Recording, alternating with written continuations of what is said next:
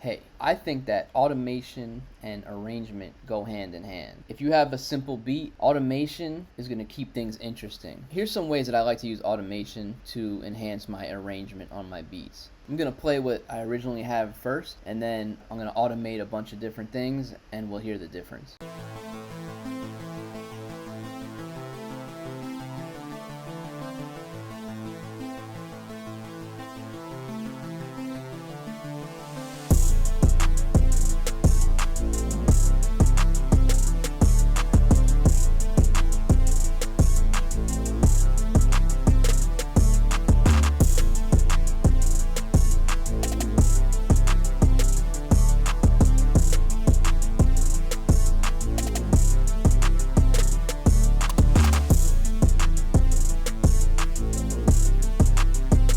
So yeah, it's pretty cool, but I think automating different parts will keep things a lot more interesting than it is now. I think I want to try automating a gross beat on the intro, having it play at half the speed.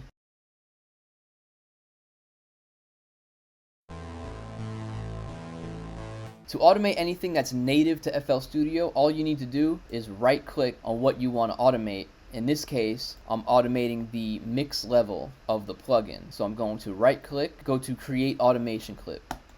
That's going to create this track in your arrangement view. Right now it's at 100%, but if I want to gradually automate it to where when the beat drops, it's at 0.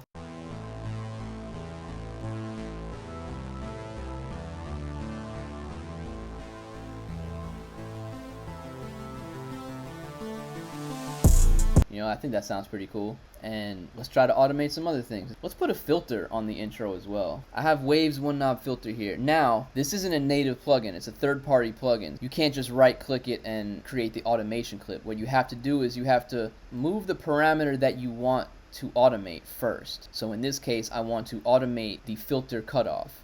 So once you move this, go to Tools, go to Last Tweaked, and then you'll see right up here, one knob filter, main synth. Once you see that, you go to create automation clip. Bam. Now let's create the automation curve, and then you'll see the plugin being affected by that.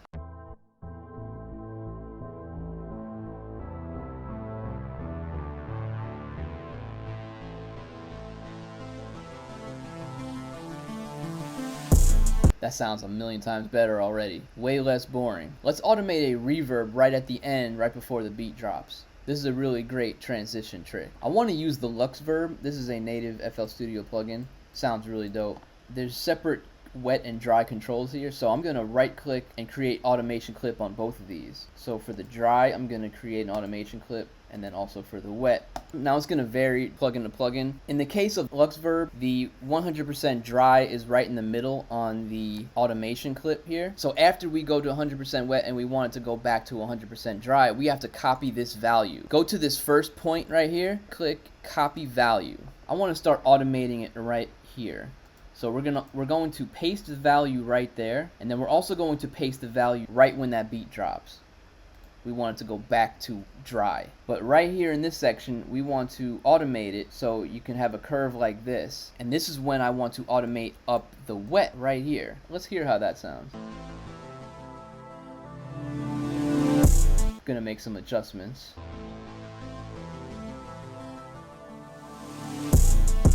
Okay, I like that. With a few tweaks, I got it to sound how I want it to sound.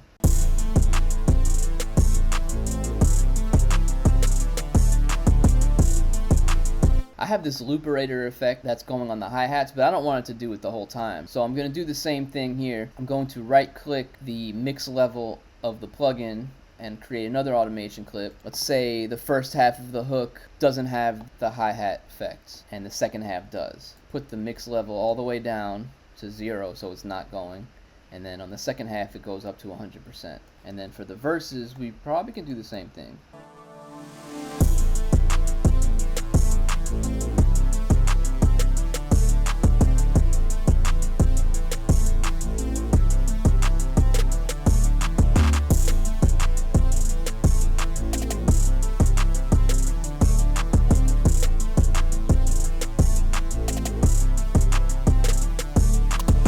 Yeah, that's dope right there. This also gives it more variation, so it's not the same thing playing the whole time. You know what? I want to go back to the beginning. Let's add a gross beat on the pad sound.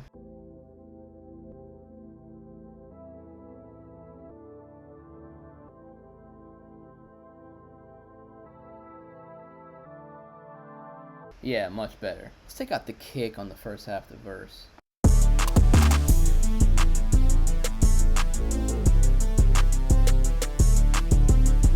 Also, let's simplify the 808 pattern.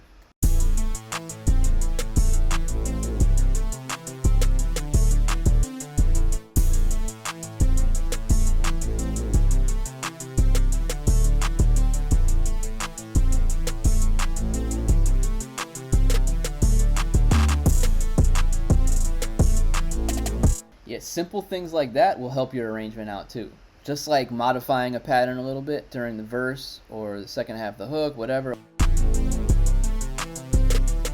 And then maybe right there we'll stop like the hi-hats or do some kind of drop. Yeah, way better. It's just little stuff like that that'll really make a difference. Let's hear the finished result.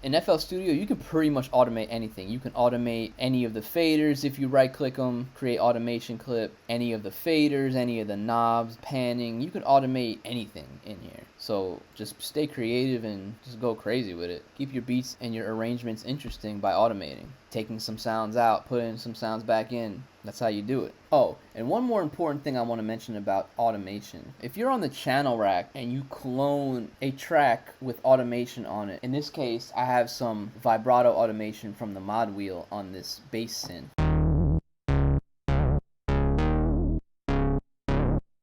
It will not clone that automation onto the new track.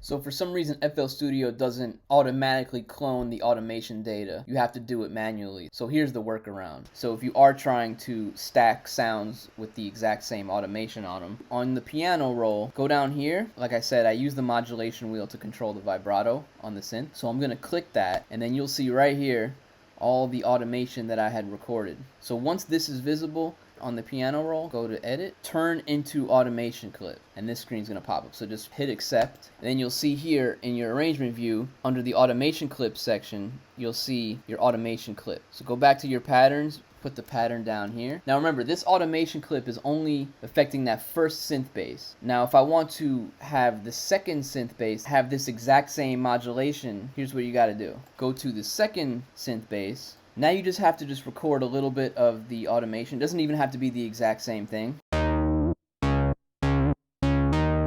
Okay, now go to the second track. Do the same thing, go here, click on the modulation wheel, click on that. Then you'll see the modulation I just recorded. Go to edit, again, turn this into an automation clip, accept. Now you'll see the new automation clip that I just recorded on that second synth bass. If you want the exact same automation from that first synth bass, you have to left click on the first automation clip, go to articulator tools, and go to copy state. Now click on the second automation clip, and now go to articulator tools and then paste state. Now we have both synth basses doing the exact same automation.